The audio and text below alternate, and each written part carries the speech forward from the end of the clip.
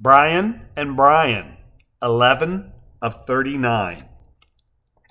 Beth followed Brian out of the elevator, looked at the sign that clarified which direction the room lay, said, "Go left, sweetie," nodding to indicate which direction left was, and then used her key to unlock room 314. "Okay, potty right away and then a quick shower before breakfast," she declared as she rolled the suitcase to the far side of the room and peeked through the lace curtains over the street below and into the twilit golf course behind its white painted brick privacy wall. "Guess they don't want riffraff crashing their soiree," she said to herself before telling Brian, "Quick, go potty."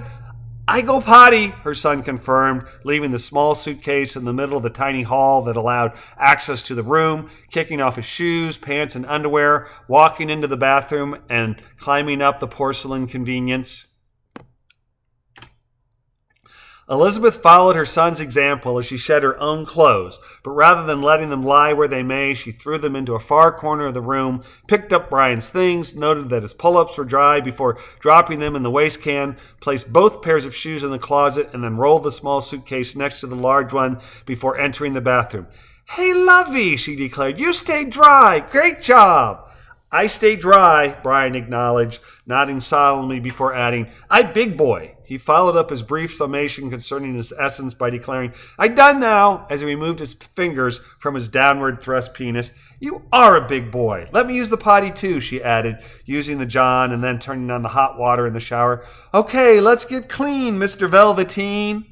Brian scrunched up his face as he looked at his mother, declaring, "I know Mr. Velveteen. Mr. Velveteen is Rabbit." "Right you are," Beth conceded as she lifted her son into the tub, climbed in after him, and shielded his body from the shower spray with her own. "He's in the suitcase. My mistake," she added with a grin, adjusting the water temperature before letting it cascade down on him. "Let's get nice and clean, and then when Daddy gets his shower done, we can all go eat and then take a nap." "I know nap," Brian declared as she bathed first him and then herself. "Oh, you know nap all right. Mommy is exhausted." Joe's entrance into the hotel room curtailed more conversation concerning the immediacy of a need for napping. "Hello," he said, poking his head into the bathroom, dozens of flowers in hand. "Any problem getting the suitcases?" "No," Beth replied, sticking her head out from the curtain. "Like what?" "Hi, Poppy," Brian declared from behind the curtain. "Hello, love," he called to Brian. "I just realized, Letitia, that's the young woman at the desk, had no idea what you looked like, that's all," he added to Beth. "You didn't have to show ID or anything?" "Nope, recognized us right away.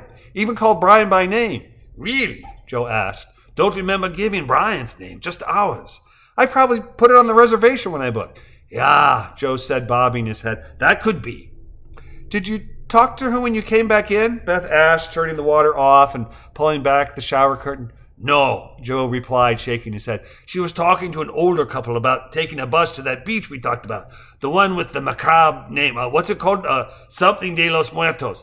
"Playa Los Muertos," Beth whispered in a raspy voice, raising and lowering her eyebrows repeatedly to indicate melodrama. "Tall, sculpted woman with white hair and let's say, slightly rounded husband," she added conversationally. "Yes, how did you know?" "They were exiting the elevators we were entering, and Brian forgot to wait." "Were they difficult?" Joe asked, handing his wife a large bath towel from the rack. "No, not a bit, thanks," she added, raising the towel slightly. "At first I was a little, put off by them, but then I realized it was her accent. Not very strong, but definitely New York." She snorted slightly as she realized why she'd been a bit defensive despite the woman's friendly tone. When she spoke, her accent was subdued but discernible and for sure New York.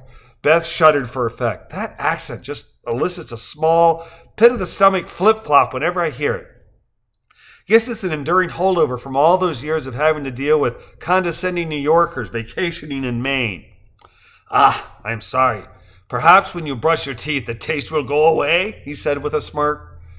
Beth shook her head minutely as she toweled off Brian.